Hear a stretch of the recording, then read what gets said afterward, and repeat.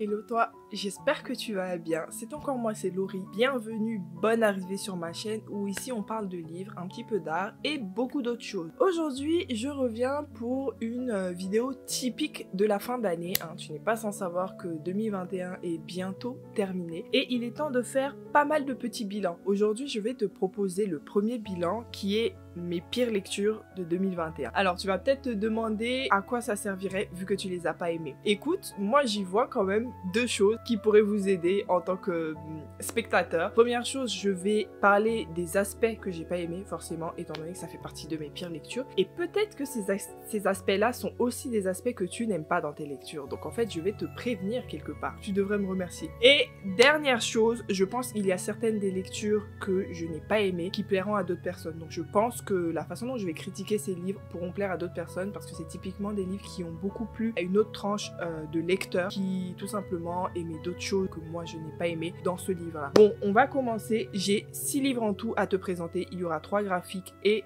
3 romans, comme ça on est fair play. Et sans plus tarder, c'est parti. Je vais commencer avec Censor de Junji Ito. Donc tu vas te demander comment ça Censor étant donné que... Non, comment ça plutôt Junji Ito étant donné que j'ai pas mal encensé cet auteur cette année. Au final, je me rends compte que je l'ai beaucoup encensé mais j'ai pas beaucoup lu des livres. J'allais dire j'en ai beaucoup mais j'en ai 3 de ses œuvres. J'en ai lu jusque là 2. Il y en a une que j'ai bien aimée et l'autre que je n'ai pas aimée. Cependant, ce qui reste très constant chez Junji Ito, c'est que j'aime beaucoup sa plume littéralement, c'est-à-dire son trait de dessin. C'est vraiment un mangaka que j'apprécie beaucoup côté manga, c'est-à-dire côté dessin. Je vais éviter de te montrer des pages parce que pour le coup dans Censor il y a énormément de gore. Je me pose toujours la question de est-ce qu'il y a des âmes sensibles derrière ceux qui regardent, en tout cas sensibles à ce genre de choses, donc je vais éviter. Mais en tout cas Junji Ito dans Censor va nous raconter une histoire mais qui se passe en plusieurs épisodes où on va suivre une jeune fille qui lorsqu'elle va passer par un village va se voir transformer lors d'un séisme.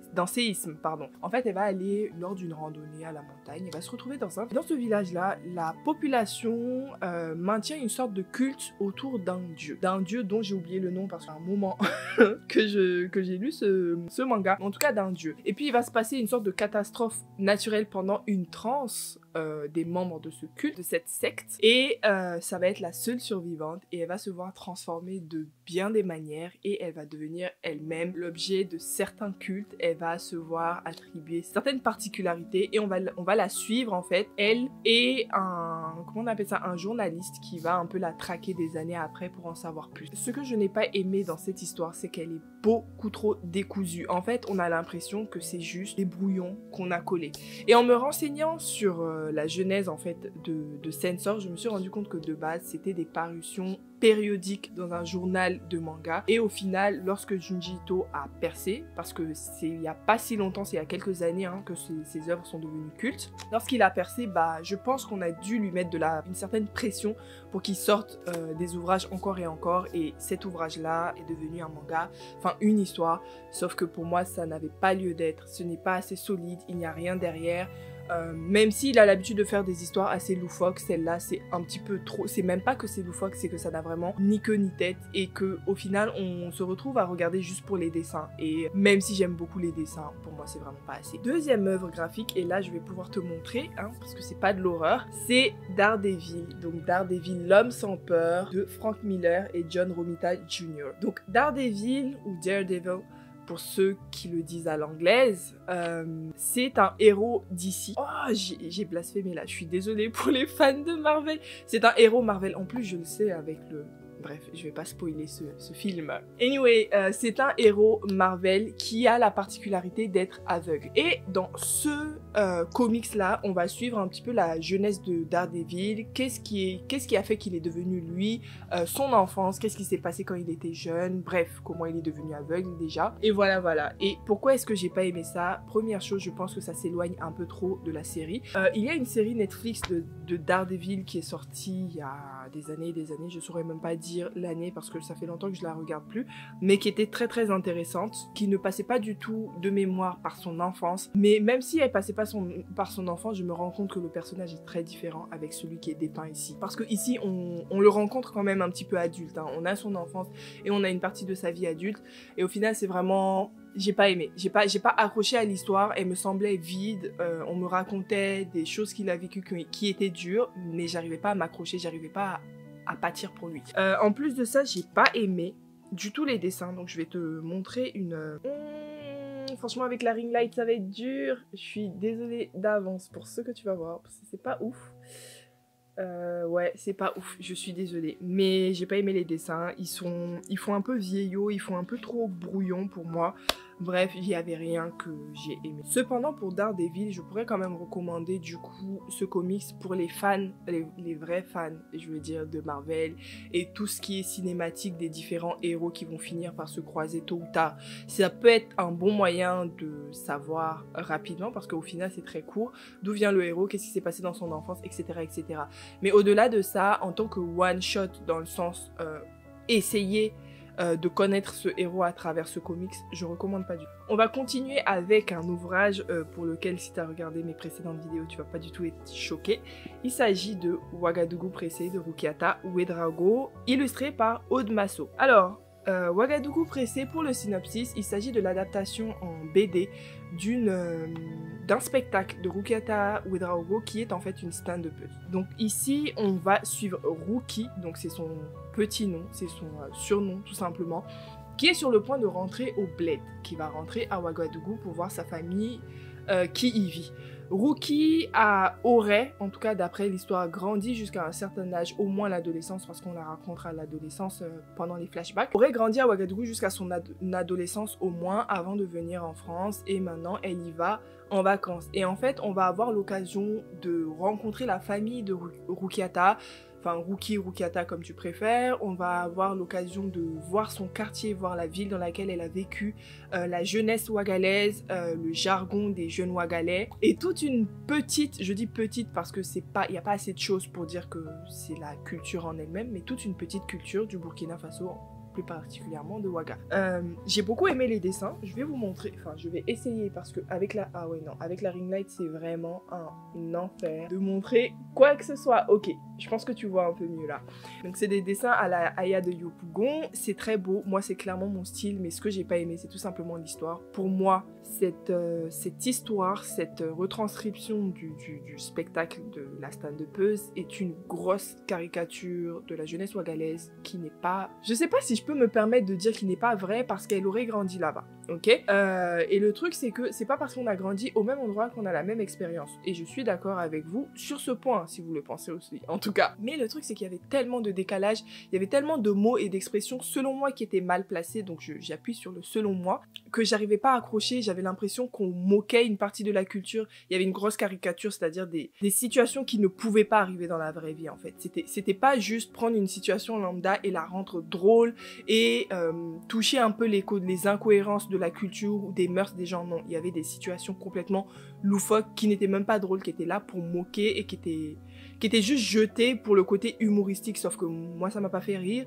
Je pense que clairement elle a pas fait ce spectacle ni cette BD pour un public burkinabé ni pour un public ouest-africain, parce que c'était limite énervant à la fin, parce que c'est pas que c'est vexant, mais c'est que je me dis il y a des parties de notre culture qui sont drôles, pardon, mais on n'a pas besoin d'en créer en fait. Il y en a assez, il y a assez de matériel pour faire de nous. Anyway, j'ai pas aimé Ouagadougou Pressé, et pour le coup je dirais que ça pourrait plaire aux personnes qui connaissent pas du tout notre culture, mais j'ai pas envie de recommander ça à ces personnes. Essayez de trouver des ouvrages qui la dépeignent de façon plus accurate, même en restant drôle. On en a fini avec les graphiques, donc je vais maintenant te présenter 3 romans qui m'ont déçu. Donc j'appuie vraiment sur déçu parce que je suis persuadée que ces romans pourraient plaire, mais énormément à beaucoup d'autres personnes, et je pense même que dans d'autres dispositions, j'aurais pu moi-même les adorer. Alors, le tout premier, c'est The Witcher. Je sais pas si tu vas voir, parce que encore une fois la ring light. The Witcher de Andrzej Sapkowski. The Witcher, on est totalement dans le moment, hein. Il y a la saison 2 qui sort, qui est peut-être déjà sortie sur Netflix, je suis pas sûre. Moi, à la suite de la saison 1 justement, que j'avais bien aimé l'univers, et puis je commençais à vraiment rentrer dans tout ce qui est fantasy, et c'est à ce moment-là que je me suis dit bon, je vais tester ça.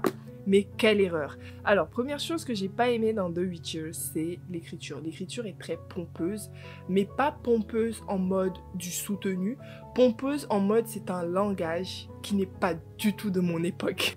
En fait, tu sens que c'est pas là pour forcément être soutenu, c'est juste une époque qui n'est pas la mienne, que j'ai du mal à appréhender. Il y avait beaucoup de mots que je ne connaissais pas, hein. Vraiment, j'ai aucune prétention en fait dans ce genre de lecture, c'est-à-dire que je suis rentrée pas préparée. J'étais pas prête à lire un livre avec ce niveau de langage, entre guillemets, en tout cas cette époque de langage. C'est complètement médiéval. L'univers est très rempli, il est très riche, mais il y avait beaucoup de choses, beaucoup de blagues, de boutades que je comprenais pas à cause du langage et ça me faisait chier de tout le temps sortir de ça pour aller chercher des définitions.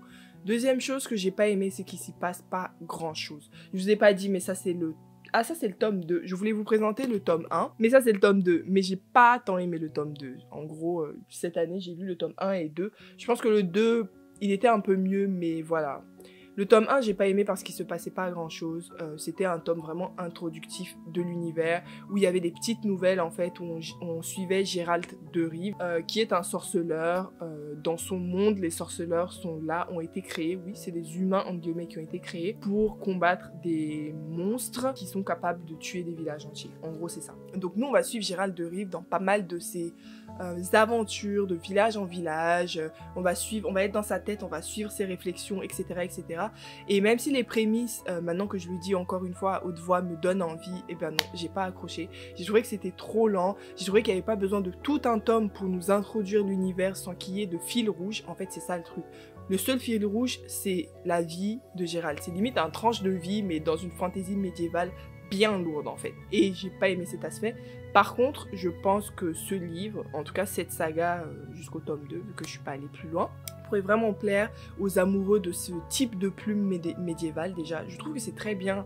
Enfin, je serais pas capable de dire que c'est très bien écrit, mais à certains moments, je trouvais ça quand même très beau quand je comprenais. C'est juste que j'en avais marre de ne pas comprendre les 7 à 10% de ma lecture. Ça paraît pas grand chose, mais quand c'est que du médiéval comme ça et qu'il y a beaucoup de mots qui reviennent plusieurs fois, bah ça me faisait chier. Avant-dernier livre que je vais te présenter qui ne risque pas de t'étonner si tu as vu la vidéo que j'ai fait avec ce livre au centre, hein. Il s'agit de Ma sœur serial killeuse de Oyinkan Braithwaite aux éditions Delcourt. Alors dans Ma sœur serial killeuse, on va suivre Korede. Déjà on va suivre deux sœurs. Korede et Ayola, mais on est plus du côté de Korede. On va suivre Korede qui en fait est la grande sœur dans une famille nigériane. Ça se passe à Lagos au Nigeria. Elle est infirmière de mémoire, donc je l'ai lu plus en début d'année, la première moitié de l'année. Mais ma mémoire n'est pas fraîche non plus. Korede est la grande sœur, elle a une petite sœur qui s'appelle Ayola. Elles vivent toutes les deux chez leurs parents. Korede est une infirmière qui fait bien son taf, qui a l'air aigrie de l'extérieur, mais qui fait juste bien son taf au final. Et Ayola, c'est plus entre l'influenceuse et la designeuse, c'est-à-dire c'est la petite très belle, très mignonne, qui fait tomber tous les hommes devant elle, qui fait tourner toutes les têtes, même les têtes des femmes au final. Et oui, Ayola est une influenceuse, Ayola est designer, Ayola peut faire tant de choses. À côté de ça, on a sa grande sœur Korede qui est juste infirmière et qui en fait n'est pas très belle par rapport à la société. Tu te dis bien que ce livre n'est pas non plus une tranche de vie. Le titre le dit, Ma sœur serial killeuse. Est-ce que tu te demandes qui est la serial killeuse? Bah ici, c'est Ayola. Nous, on va suivre Korede qui ne va pas arrêter de défendre ou en tout cas de finir contre son gré par cacher les crimes de sa sœur. Voilà, je ne t'en dis pas plus, sinon ce serait te spoiler.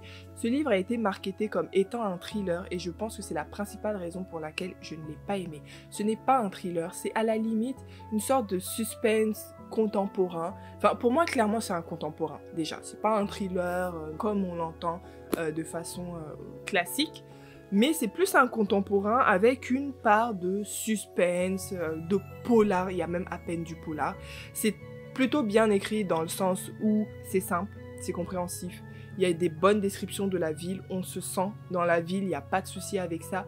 J'ai aimé ma lecture pendant la lecture, c'est-à-dire que il se passait des choses pas ouf, mais c'était assez intéressant, ça se lit très très vite. Franchement, en 2 jours tu l'as fini, si tu lis plus vite que moi en tout cas, et si tu t'y mets. Et si tu te demandes pourquoi est-ce qu'il est dans cette vidéo, bah c'est parce que de 1, la fin est nulle. Franchement, je pèse mes mots quand je dis que la fin, elle est nulle. Je sais que certaines personnes ont aimé la fin en se disant « mais ça ne pouvait que finir comme ça, mais c'est logique, mais c'est pas mal, mais etc. etc. » Non, selon moi, vraiment, la fin, c'est de la paresse intellectuelle, ce que l'autrice a fait.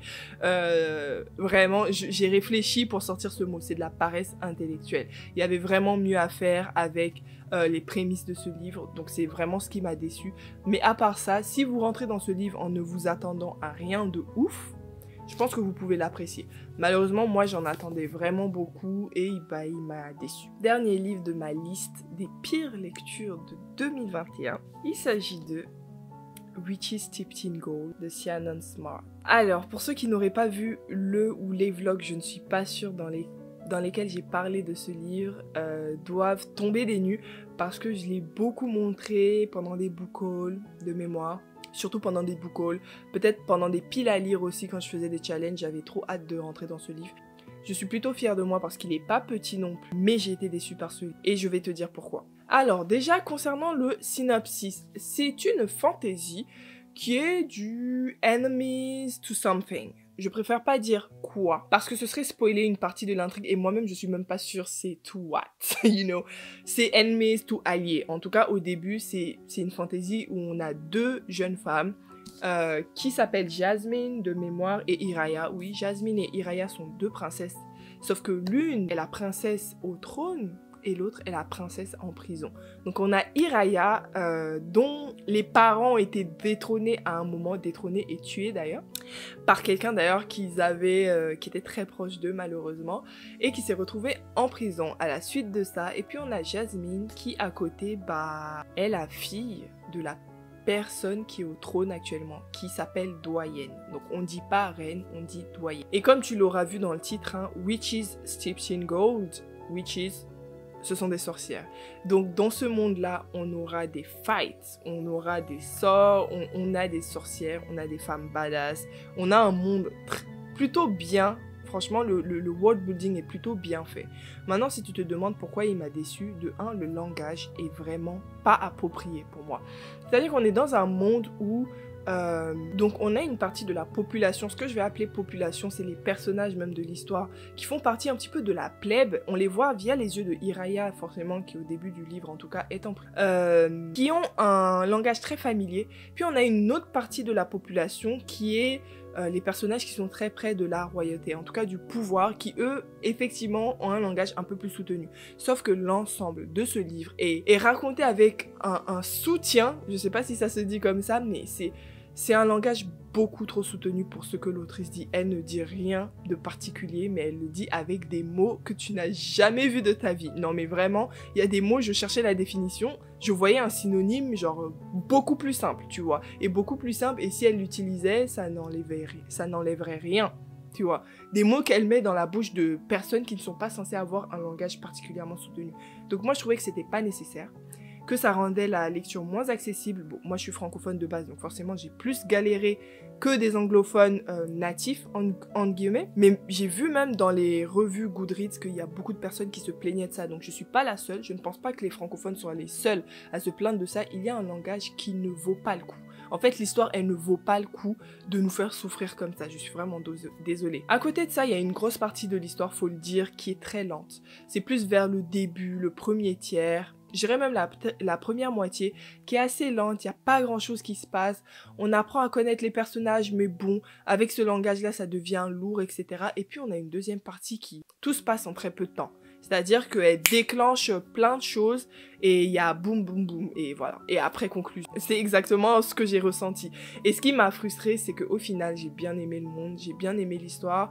Je galérais à lire, mais après avoir lu, j'y repensais avec nostalgie et avec plaisir. Alors que je ne prenais pas vraiment de plaisir, en tout cas j'avais du mal à prendre du plaisir pendant que j'étais dans ma lecture, en tout cas la première moitié. La deuxième moitié a été beaucoup plus agréable.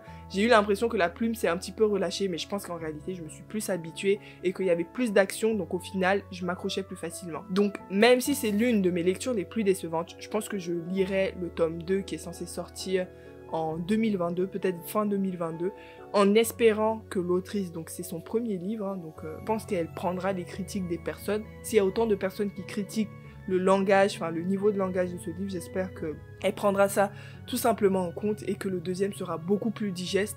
Mais j'avoue que j'irai avec un peu plus de pincettes, quitte à demander d'abord un extrait, je crois que c'est possible sur Amazon ou je sais pas quoi, demander un extrait du livre. Je lis 10 petites pages et puis si ça va, j'achète, sinon... Je suis désolée Madame Smart, mais ouais, je vais pas mettre mon argent dans ça. Voilà, c'était tout pour moi. J'espère que tu as, entre guillemets, aimé ma petite sélection. Dis-moi si tu es d'accord avec moi dans les commentaires pour les aspects que je n'aime pas. N'hésite pas à me dire s'il y a certains livres que j'ai critiqués qui t'ont donné envie. Même si, bon, c'était pas le but, mais je peux comprendre que ces livres puissent plaire à d'autres personnes. Surtout Le Sorceleur, surtout Ma Sœur Serial Killeuse. Éventuellement Witches Tips in Gold pour ceux qui sont vraiment anglophones natifs. Mais même ça, les gars, vous faites pas souffrir pour ça. Ça servirait à rien, mais voilà. N'hésite pas à me dire ce que tu en penses. Et n'hésite pas à t'abonner, à laisser un pouce bleu, à me suivre sur Instagram pour continuer la discussion autour de ça. Et je te dis à bientôt. Bye.